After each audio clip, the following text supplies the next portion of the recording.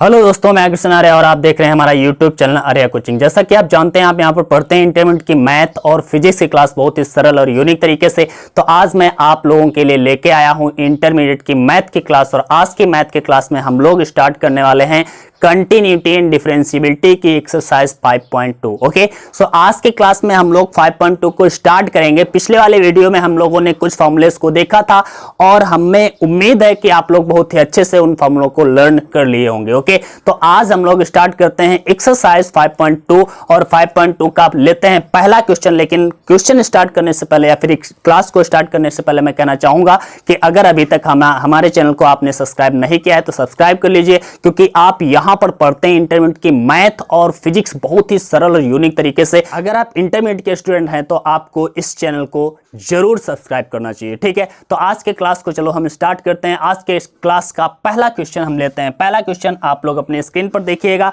दिया गया है प्रश्न 1 से 8 में x के सापेक्ष निम्नलिखित फलनों का अवकलन ज्ञात कीजिए। ओके, कुछ फलन दिए गए हैं और इन सबका हमें क्या करना है, अवकलन ज्ञात करना है। किसके सापेक्ष, x के सापेक्ष। अब ध्यान से देखिएगा, क्वेश्चन नंबर 1 में दिया गया है साइन एक्स स्क्वायर प्लस 5। ये एक फंक्शन दिया गया है, इसका हमें अवकलन ज्ञात करना है। जब भी ऐसे क्वेश्चन आएंगे तो हम लोग इसको हम y के इक्वल मान लेते हैं। ओके, y इक्वल मान लिया कि y इक्वल दिया गया है साइन एक्स स्क्वायर प्लस 5। हमें y का x के सापेक्ष अवकलन ज्ञात करना है। अब हम कैसे ज्ञात करते हैं, ध्यान से देखिएगा। अब हमें यहां पर ध्यान देना है, जो हमने फॉर्मूले लर्न किए थे पिछली वाली क्लासेस में, हमें उनको लर्न करना है, ध्यान में रखते हुए उनको क्वेश्चन सॉल्व करना है। ध्यान से देखिएगा, यहां पर साइन एक्स, अगर यहां पर साइन एक्स होता केवल तो साइन एक्स का अवकलन हमने कल जाना था, D upon D x. Sine x का क्या होता था, cos x हो जाता था। तो अगर sin x केवल होता तो इसका cos x आंसर हो जाता, लेकिन यहां पर sin x नहीं है। x की जगह पर क्या है, x की जगह पर है x स्क्वायर प्लस 5। भाई x की जगह पर क्या है, x स्क्वायर प्लस 5। साइन और x स्क्वायर प्लस 5 के बीच में गुणा भी नहीं है, मल्टीप्लाई तो होता नहीं है, ये एंगल के रूप में यहां पर होता है। ठीक है, तो यहां पर साइन x, x की जगह पर है x स्क्वायर प्लस 5। तो हम यहां पर क्या करते हैं, सबसे पहले इस x स्क्वायर प्लस 5 को ही कुछ मान लेते हैं, क्योंकि अगर x होता तब तो ठीक था, कोई बात नहीं था, मानने की हमें जरूरत नहीं थी।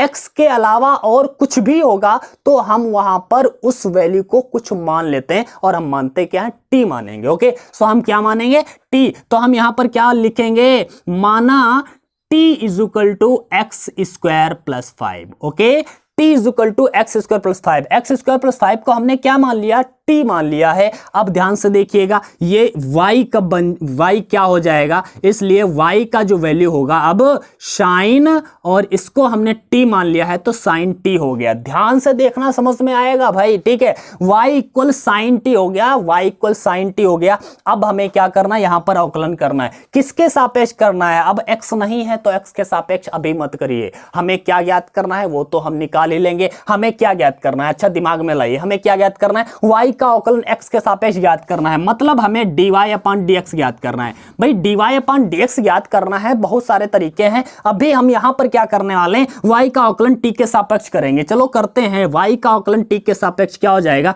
dy upon dt। क्या होगा, dy upon dt is equal to sine t। जैसे साइन x का cos x होता था तो साइन t का क्या हो जाएगा, cos t हो जाएगा। तो ये बन गया बच्चा cos t हो गया, dy upon dt is equal to क्या हो गया, cos t हो गया। आंसर आ गया, समझ रहे ना। ये किसका है, dy अपॉन dt। चाहिए क्या, dy अपॉन dx। अभी हमने t के सापेक्ष कर लिया था y का। ठीक है, ये इक्वेशन 1 बना दीजिए। अब जिसको t माना था उस t का अवकलन करना है x के सापेक्ष। t का अवकलन x के सापेक्ष, मतलब जो t माना था, जरा यहां पर लिख लेते हैं, t equal x square plus 5 है। यहां पर हम अवकलन करेंगे dt अपॉन dx, मतलब t का x के सापेक्ष क्या हो जाएगा, x स्क्वायर का करिए, याद करिए formula, d upon dx, x की पावर n का क्या बताया था, nx माइनस 1, मतलब n माइनस 1। ओके, तो ये मैंने फॉर्मूला बताया था, मतलब जो घात होती है वो नीचे आती है, x की घात में एक कम हो जाता है, यही मैंने बताया था ना। तो यहां पर 2 थी, 1 बची,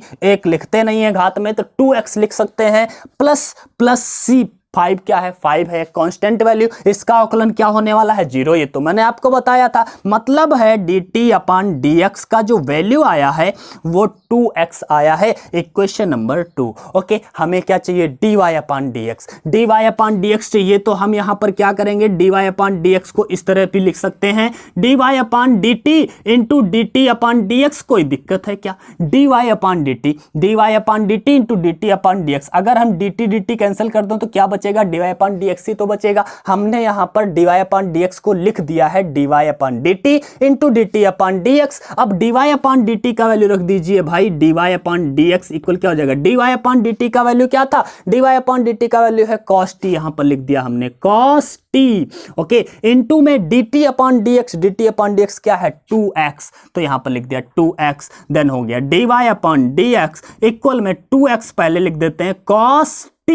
भाई t का वैल्यू रख दो x के पदों में, जो था क्या था, x स्क्वायर प्लस 5 था, तो ऐसे ही हमने लिख दिया और ये आंसर हो गया। समझ रहे हो ना, बहुत ही इजी तरीका है भाई। ये एक थोड़ा सा लंबा तरीका है, मैं तुमको एक दूसरा तरीका भी बताता हूं, बहुत ही इजी, बस दिमाग में थोड़ा सा चलाना है दिमाग और आंसर आ जाएगा। ठीक है, मैं इसका एक दूसरा तरीका बताता हूं, बहुत ही शॉर्टकट है, ध्यान से देखिएगा। आपको क्या करना है, डायरेक्टली क्वेश्चन दिया गया है y is equal to sine x square plus 5। Okay, क्या करना है आपको, y is equal to sine, अभी हम दिमाग में मान के चल लेते हैं, जो हमने लिखा है अभी इन सब चीजों को दिमाग में कर लें तो बड़ा इजी हो जाता है। ध्यान से देखिए, साइन एक्स हमने मान लिया, साइन एक्स का क्या होता है, साइन एक्स का अवकलन होता है cos x। याद करिए, साइन एक्स का अवकलन होता है cos x, तो ये साइन एक्स स्क्वायर प्लस 5 का क्या हो जाएगा, cos x स्क्वायर प्लस 5 हो जाएगा। लेकिन यहां पर x नहीं है, यहां पर x नहीं है, साइन x होता तो cos x कर देते, लेकिन x के अलावा कुछ भी अन्य चीज हो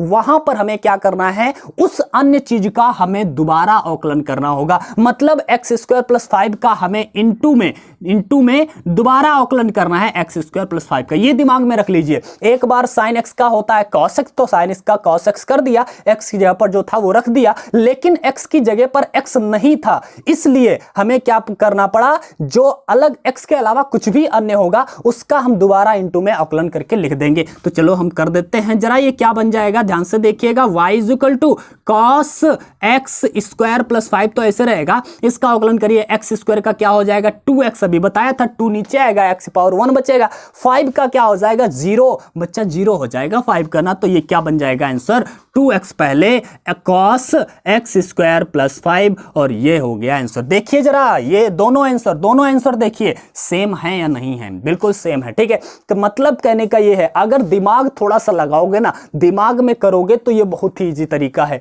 थोड़ा सा लिख के करोगे लॉन्ग पड़ जाएगा, लेकिन है ये भी सरल। ठीक है, तो बस आपको दिमाग में रखना है ये कि हमें क्या करना, दोनों तरीके से हम लोगों को लगाना है और सीखेंगे हम लोग दोनों तरीके। ओके, अभी एक और हम सवाल लेते हैं, इसको भी दोनों तरीके से लगाते हैं, दोनों तरीके आप लोगों को सीखना है। ध्यान से देखिएगा, अगला क्वेश्चन नंबर 2 बहुत ही इजी है, इसी प्रकार का है, लेकिन कैसे लगाते हैं ध्यान से देख लेते हैं। ओके, चलो हम देखते हैं क्वेश्चन नंबर 2। क्वेश्चन नंबर 2 क्या दिया गया है, cos और यहां पर दिया sin x। Okay, cos sin x, इसको भी हमने y इक्वल मान लिया। बच्चा cos x नहीं है, cos x नहीं है, यही ध्यान देना है, cos x नहीं है, मतलब x की जगह पर ही sin x दिया गया है, x की जगह पर sin x दिया है। जैसे अगर cos x दिया होता तो ठीक था, लेकिन cos और x की जगह पर sin x दिया है, ऐसी कंडीशन में हमें क्या करना है, बस वही काम करना है, जो x के अलावा कुछ भी आ जाता है x की जगह पर, उसको हम मान लेते हैं t। क्या मानते हैं,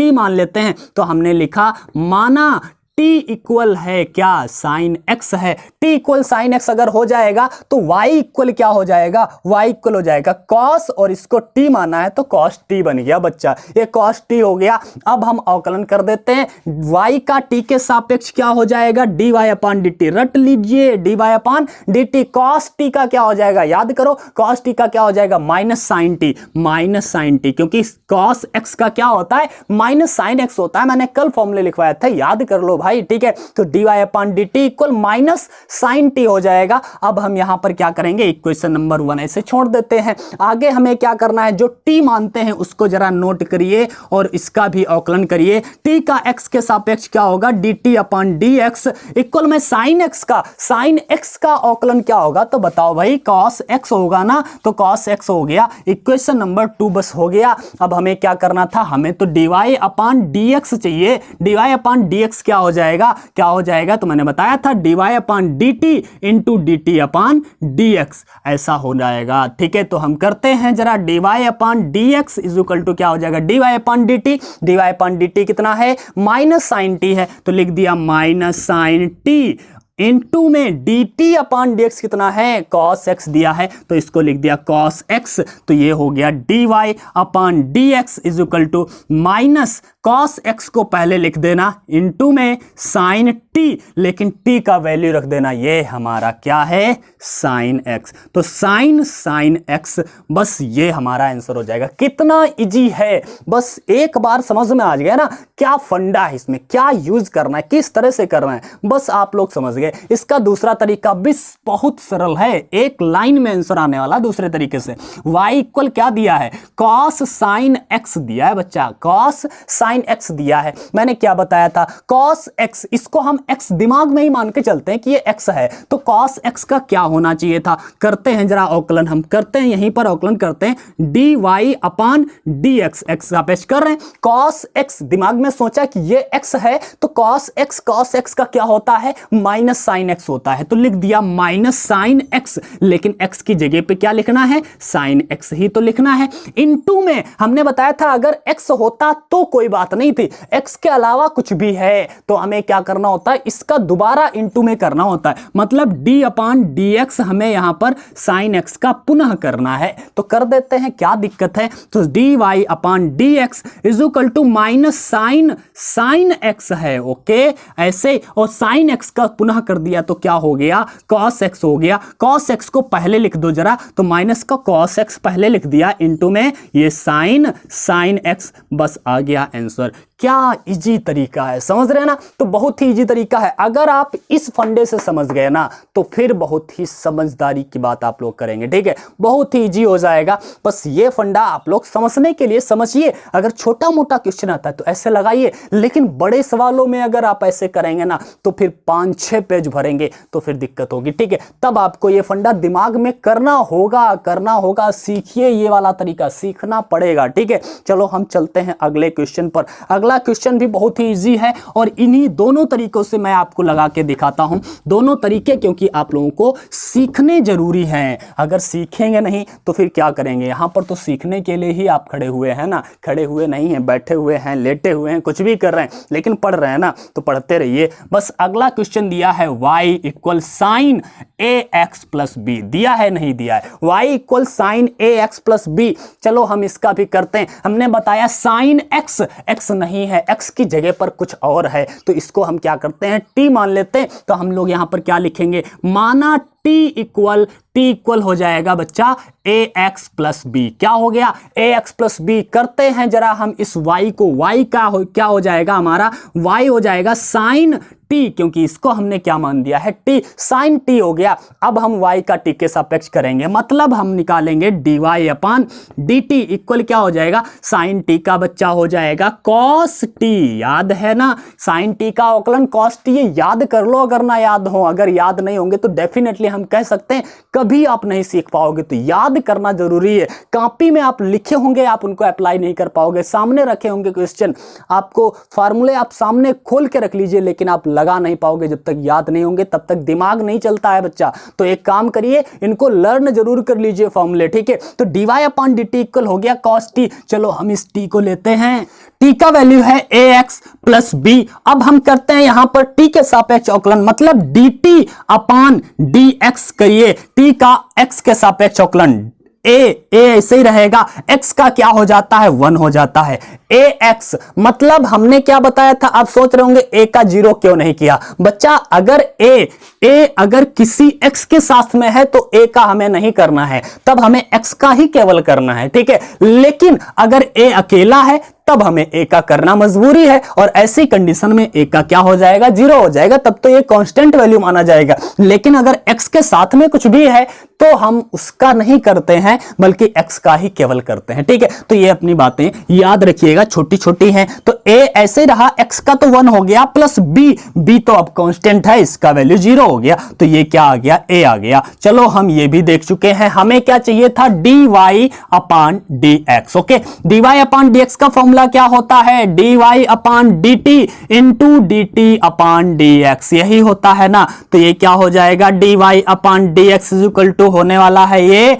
dy अपान dt दिया है cos t, तो लिख दिया भाई cos t, इंटू में dt अपान dx क्या है, a है, a लिख दिया। अब a को पहले लिख दो cos t का मान रख दो, t का मान है ax प्लस b, बस आ गया आंसर। अब इसको दूसरे तरीके से भी देखते हैं कैसे बहुत ही इजीली निकाल सकते हैं। y इक्वल क्या दिया है भाई, साइन ax प्लस b, यही तो क्वेश्चन दिया है। चलो हम दिमाग में मान लेते हैं, अब की बार हमें दिमाग में मानना है कि ax प्लस b क्या है, ax प्लस b को ही हमने x मान लिया, साइन x, ये x है, इसको हमने क्या मान लिया, x। तो साइन x का क्या होगा भाई, साइन x का क्या होगा, औकलन साइन x का क्या होगा, cos x होगा। तो cos x का मतलब है ax प्लस b, लिख दिया। लेकिन यहां पर x नहीं है, यही तो प्रॉब्लम है। अगर x होता तो ठीक था, काम खत्म था, लेकिन x नहीं है, x की जगह पर और कुछ है, इसलिए हमें जो और कुछ होता है उसकी जगह पर हमें उसका दोबारा करना होता है, ax प्लस b का दोबारा करना है। चलो हम कर देते हैं। तो dy upon dx is equal to क्या होने वाला है बच्चा, cos ax प्लस b, ऐसे ही रहने वाला है। ax प्लस b का क्या हो जाएगा, a तो ऐसे हो जाएगा, x का 1 हो जाएगा, क्योंकि x का x के सापेक्ष 1 होता है, याद कर लीजिए यार, x का 1 होता है, प्लस b तो कांस्टेंट निकल जाएगा, फिर क्या बचा, a ही बचा है।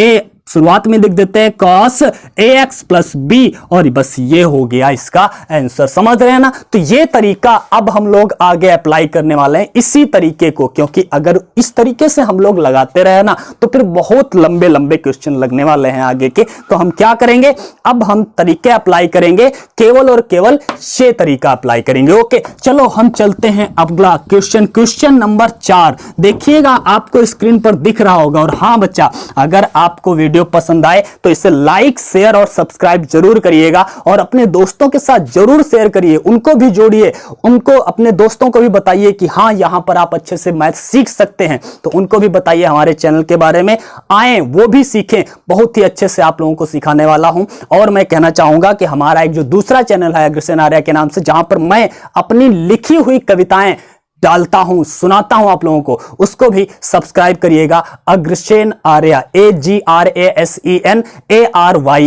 ठीक है, सर्च करिएगा, मिल जाएगा, वहां पर कविताएं सुनिए हमारे मुख से। ठीक है, चलो हम देखते हैं question number 4। Okay, question number 4 क्या दिया गया है, क्वेश्चन नंबर 4 दिया है y is equal to sec, और ब्रैकेट में दिया गया है tan root x। Okay, bracket में दिया है tan रूट x, इस तरह से दिया गया है। इस क्वेश्चन को हम लोग सॉल्व करने वाले हैं, ध्यान से देखिएगा हम कैसे सॉल्व करेंगे। ये बच्चा सेक है भाई, राइटिंग मेरी खराब है, कोई बात नहीं है, लेकिन हम लोग सॉल्व करेंगे। कैसे सॉल्व करेंगे, ध्यान से देखिएगा, जरा ध्यान से देखिएगा। मैंने यहां पर क्या बताया, सबसे पहले हमें क्या करना है, सेक x, लेकिन हम यहां पर सेक x की जगह पर ये पूरा है, हम दिमाग में ही हल कर लेते हैं, इसको दिमाग में हल करते हैं, दिमाग में। ठीक है, हमने मान लिया कि जो x की जगह पर पूरा है, ये पूरा x ही है, सेक x, ये क्या है, x है, दिमाग में सोचा ये x है, सेक x। तो सेक x का क्या हो जाएगा भाई, बता दो भाई, सेक x का क्या हो जाएगा, सेक x का क्या हो जाएगा, सेक x into tan x। Formula मैंने याद करवाया था पिछली वाली क्लास में, अगर नहीं पता है देखिए पिछली क्लास मैंने फॉर्मूले सारे बताए। ठीक है,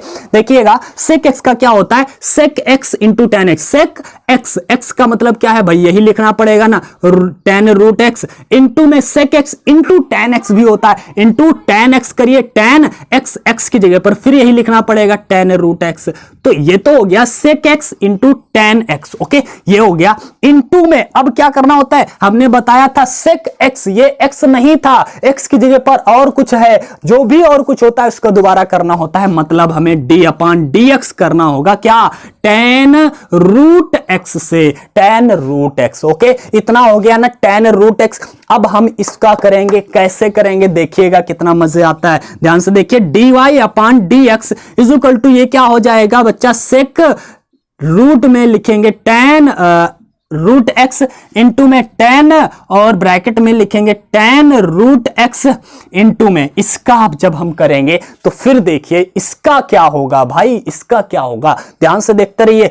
tan x, अब ये भी तो x नहीं है, x के अलावा और कुछ है, रूट x है भाई, x थोड़ी है, ये रूट x है। तो tan x हम मान के अभी चलते हैं कि ये tan x है। जब हम ये tan x मान के चलेंगे, ठीक है, तो ये क्या हम इसको कर देंगे, tan x का होता है sec स्क्वायर x। क्या होता है, sec स्क्वायर x। तो ये हो जाएगा sec स्क्वायर x, x मतलब root x, sec square x मतलब रूट x। लेकिन हमने बताया कि ये x तो था नहीं, जब x नहीं था तो इसका दोबारा फिर होगा, क्या होगा, दोबारा फिर होगा डी अपान डी एक्स। रूट एक्स का भी करना बाकी है, 2 बार हो रहा है यहां पर, बस यही समझने वाली बात है, ठीक है। एक बार हमने इसको पूरे को x माना, दोबारा में जब हम यहां पर करेंगे तो इस रूट को फिर x मानेंगे, तो फिर उसका दोबारा करना पड़ेगा, ठीक है, समझिए इस बात को, ठीक है। तो ये क्या बनने वाला, dy अपान dx। ओके, हम देख रहे हैं यहां पर भाई काट पीट कुछ होए तो हम काट पीट लेंगे, नहीं कटेगा तो कोई बात नहीं है, ऐसे ही लिखते हैं सब हम। सेक ब्रैकेट में tan root x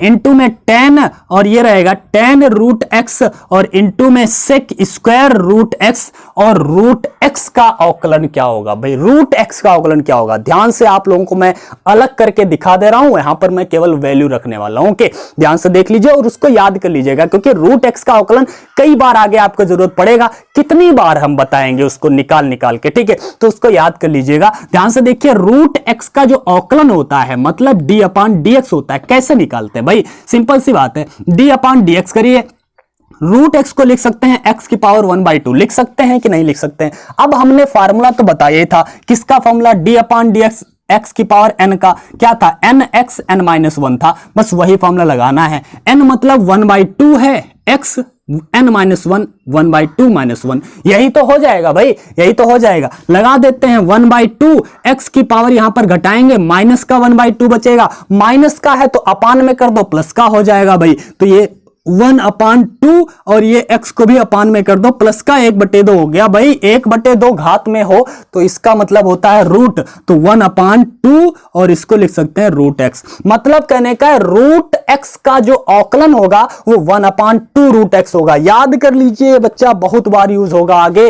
root x का जो अवकलन होगा 1/2 रूट x होगा। तो यहां पर हम डायरेक्टली अब लिख दे रहे हैं 1/2 रूट x। ओके, अब बस हम इसे सही से जरा लिख देते हैं। कैसे, देखिए इसको लिख देते हैं सबसे पहले, चाहे ऐसे लिखा रहने दो, कोई दिक्कत नहीं है यार, मिनटू में तो है, sec square root x, into में ये लिख दो भाई सेक tan रूट एक्स, फिर लिखिए tan रूट एक्स, और अपान में क्या है सबके 2 रूट एक्स। ओके, बस ये हमारा आंसर हो गया। समझ रहे हैं ना, अगर आप लोग ये फंडा समझ गए ना तो बहुत ही इजी है, अगर टी के चक्कर में पड़े रहे तो बहुत ही लंबा होने वाला है। चाहो तो मैं वो बता देता हूं तरीका, उसे भी मैं आपको करके दिखा देता हूं, ठीक है। चलो हम दिखाई देते हैं, क्यों आप लोग फिर कहोगे पता नहीं, बताया नहीं, क्या था क्या नहीं था, कैसे किया, हम आपको बता ही देते हैं कैसे करना है भाई। देख लीजिए एक बार देख लीजिए, यहां पर क्या करना है, सबसे पहले वह सेक, ये है सेक और इसको हमने मान लिया टी। क्या माना टी इक्वल है tan रूट एक्स, ठीक है, t equal tan root x हो गया। तो ये क्या हो गया भाई, y इक्वल बचा सेक टी। ओके, सेक टी का क्या हो जाएगा, तो dy अपान dt जब होगा तो सेक टी का हो जाएगा सेक एक्स, मतलब sec t into tan t. Okay, आपको पता है सेक एक्स का क्या होता है, sec x into tan x होता है, तो sec t into tan t हो गया, कोई दिक्कत नहीं है। यहां तक चलो हमारा काम हो चुका है। अब हम आगे चलते हैं, टी का करते हैं भाई। टी को यहां पर जैसे ही हमने लिखा तो हमें पता चला कि यहां पर tan एक्स का हमें पता है, tan एक्स का होता है sec square x, tan x का क्या होता है सेक स्क्वायर एक्स। तो tan एक्स का जब सेक स्क्वायर एक्स होता है तो इसका मतलब हमें क्या करना पड़ेगा, हमें इसको फिर टी मानना पड़ेगा, लेकिन अब टी थोड़ी मानेंगे और कुछ मानेंगे, tan x तो है नहीं, ये x के अलावा कुछ भी है तो हमें मानना पड़ता है। तो हमने यहां पर पुनः माना इसको हमने मान लिया z is equal to root x। क्या मान लिया? z। जब z इसको मान लिया तो अब t का कर लेते हैं। t का क्या हो जाएगा? tan, ये t हो गया tan, सॉरी t कैसे हो गया भाई, यहां तो रूट x को z माना है तो tan z हो गया। अब हम अवकलन करेंगे t का dt अपान किसके सापेक्ष? z के सापेक्ष। dt upon dz is equal to tan x का sec स्क्वायर x होता है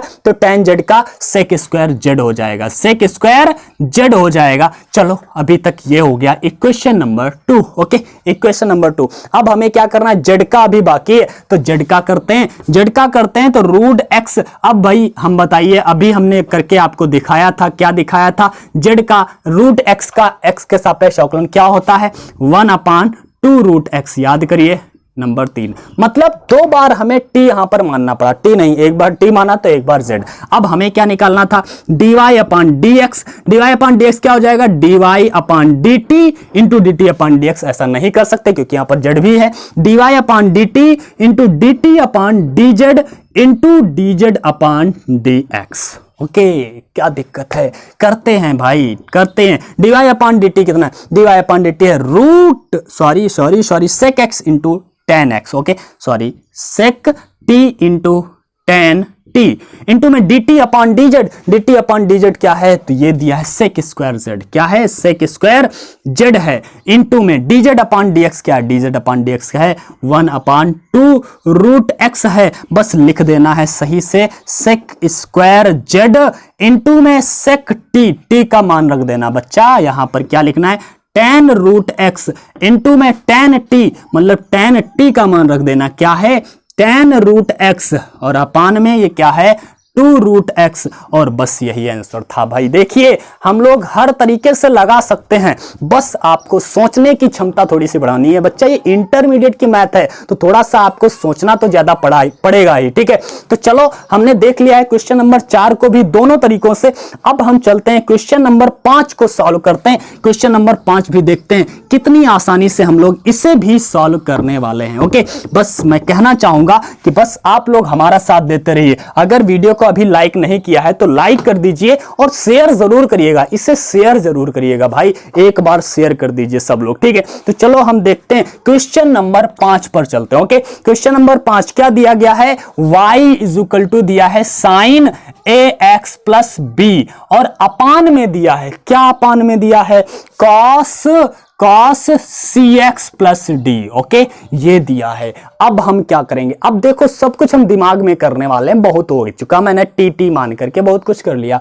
अब ध्यान से देखो यार, यहां पर ऊपर भी है नीचे भी है, यहां पर ऊपर भी है नीचे भी है। जब ऊपर भी हो नीचे भी हो, ऐसी कंडीशन में हमें करना क्या होता है? ऐसी कंडीशन में मैंने एक फार्मूला आप लोगों को बताया था, हर और अंश वाला बताया था ना, u अपान v वाला फॉर्मूला अप्लाई करते हैं। मैं यहां पर लिख देता हूं एक बार, अगर किसी को नहीं पता है। d अपान dx अगर हमें करना है किसका? u अपान v का। किसका? u अपान v का। तो क्या होगा? ध्यान से देखिएगा आप लोग, ठीक है। तो सबसे पहले हम क्या करते हैं? v मतलब हर ऐसे ही लिखते हैं, फिर d अपान dx करना होता है हमें u का, मतलब u का अवकलन करते हैं, ठीक है। फिर क्या करते हैं? माइनस, फिर u को ऐसे लिखते हैं, फिर अवकलन करते हैं v का, और अपान में फिर क्या कर देते हैं? v का स्क्वायर लिख देते हैं, बस हो जाता है भाई। तो यही काम हम जरा यहां पर कर लेते हैं, ठीक है। अप्लाई करते हैं, निकालते हैं dy अपान dx, ठीक है। हर सबसे पहले हमें v रखना है, v मतलब नीचे वाला ऊपर करिए cos cx प्लस डी।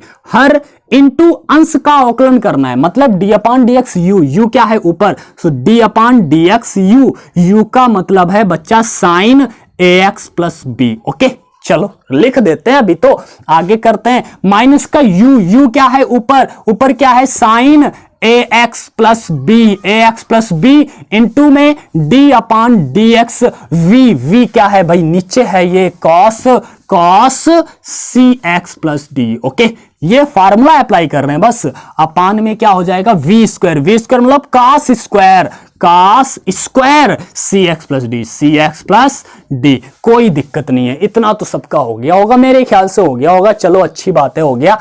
अब हम क्या करते हैं? ध्यान से देखिए, क्या करते हैं, dy/dx। ओके, क्या करना है यहां पर, इसको तो कुछ करना नहीं है, बस इसी का तो अवकलन करना है। करते हैं जरा, cos cx प्लस डी, ऐसे ही लिखा। आप ध्यान से देखिए, साइन, इसका अवकलन करते हैं, साइन x, अभी दिमाग में मान के चलते हैं ये क्या है, x, साइन x का क्या होता है, cos x होता है। तो चलो हम कर देते हैं cos x का मतलब क्या है, ax प्लस b, लेकिन x का मतलब जो भी था, लेकिन x तो नहीं था। जब x नहीं होता है तो इसका दोबारा करना होता है भाई, दोबारा इसका करेंगे हम, दोबारा लिखेंगे नहीं यार, डायरेक्ट कर देते हैं, कोई दिक्कत नहीं है। ax प्लस b का डायरेक्ट कर दो, a का क्या हो जाएगा, a का तो करना नहीं क्योंकि इसके साथ में x है, तो x का क्या हो जाएगा, 1 हो जाएगा। जब ये x का 1 हो जाएगा तो यहां पर बचेगा a, और b का क्या होना है, 0 होना है। क्यों होना है, क्योंकि ये कांस्टेंट है भाई, कई बार बताया, ठीक है। तो बहुत ही इजी है। आगे करते हैं, इसका काम खत्म। आगे करते हैं साइन ax प्लस b, इसको तो ऐसे लिखना है, इसका करना नहीं है, करना तो इसका है। यहां पर करिए cos x का क्या होता है, cos x का होता है माइनस साइन x, तो कर देते हैं जरा, माइनस इंटू में माइनस साइन x तो है नहीं, लेकिन x की जगह पर cx प्लस d है। तो जब x की जगह पर cx प्लस d है तो cx प्लस d को हमें दोबारा करना पड़ेगा। तो करते हैं दोबारा cx प्लस d का, तो हम लिखेंगे नहीं, डायरेक्ट कर देंगे cx, इसके साथ में x है तो c का नहीं करना है, c ऐसे रहेगा, x का 1 हो जाएगा, तो क्या हो जाएगा, c केवल रहा, और प्लस d तो 0 हो जाएगा क्योंकि ये तो कांस्टेंट है, उसमें x है नहीं। ओके, अपान में क्या हो जाएगा भाई, अपान में क्या हो जाएगा, cos square cx plus d। Okay, cos square cx plus d। बस अब आपको क्या करना है, बस कुछ नहीं, बस आपको करना इतना सा है, केवल और केवल इनको सही से लिख देना है, dy/dx इज इक्वल टू, इसको लिख देना है a, शुरुआत में कर दो a, इंटू में cos ax plus b, into में cos cx plus d, minus और ये बीच में माइनस एक बार आया था तो माइनस माइनस प्लस हो जाएगा, ये c से शुरुआत में लिख देना जरा, c into sine ax plus b into sine cx plus d, और अपान में क्या हो जाएगा बच्चा, तो अपान में हो जाएगा cos square cx plus d। इतना हो गया, मेरे ख्याल से यहां तक तो आपको समझ में आ ही गया होगा।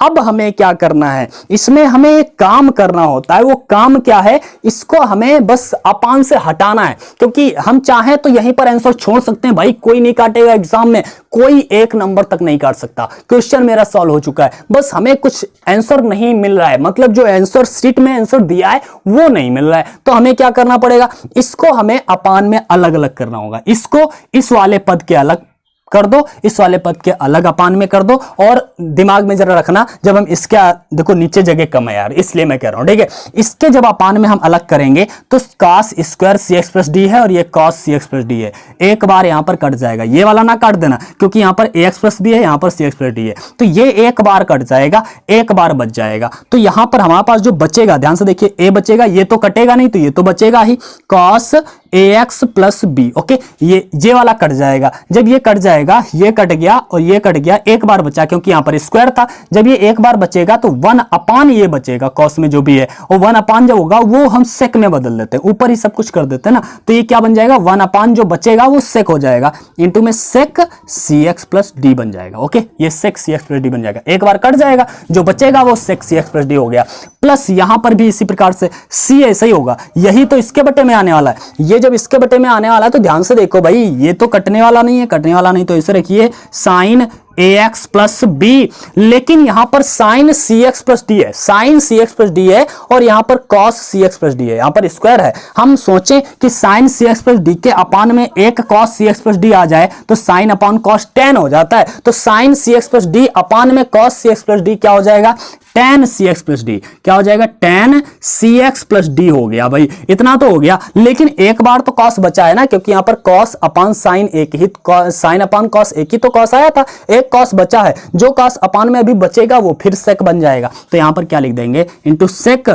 cx plus d। ठीक है, ऐसे शायद आंसर एग्जाम उसमें आंसर शीट में दे रहे हैं, अगर ऐसे दे रहे हैं बहुत ही अच्छी बात है, चाहो तो यहां पर sec cx प्लस d को हम कॉमन भी ले सकते हैं, कुछ भी कर सकते हैं, जैसे भी लाएं, लेकिन आंसर हमारे सारे सही है। ठीक है, तो आप लोग आंसर के ज्यादा चक्कर में मत पड़िएगा, हमेशा आप लोग बस ये याद रखिएगा कि हमने जो फंडा लगाया वो सही होना चाहिए, कहीं पर गलती नहीं होनी चाहिए। सॉल्व हो गया है, बस इतना काफी है। ठीक है, तो बस क्वेश्चन हमारे सॉल्व हो चुके हैं। क्वेश्चन नंबर 5 तक हम लोगों ने क्वेश्चन को सॉल्व कर लिया है। आगे के क्वेश्चन हम लोग अगली क्लास में समझने वाले हैं। लेकिन हाँ रुकिए, एक बात और सुनिए कि आप लोगों को अगर ये वीडियो पसंद आया ना तो इसे लाइक प्रेस करिएगा, और लाइक करने के बाद में अगर चैनल को सब्सक्राइब नहीं किए तो सब्सक्राइब करिएगा, और इस वीडियो को शेयर जरूर करिएगा। और हमारे नए चैनल अग्रसेन आर्या पर, जहां पर मैंने कविताएं लिखी हैं और आप लोगों को बोल के सुनाया है, उसको भी सब्सक्राइब करिएगा, पहुंचेगा, सुन के देखिए। चलो हम फिर मिलते हैं अगली क्लास में, तब तक के लिए गुड बाय।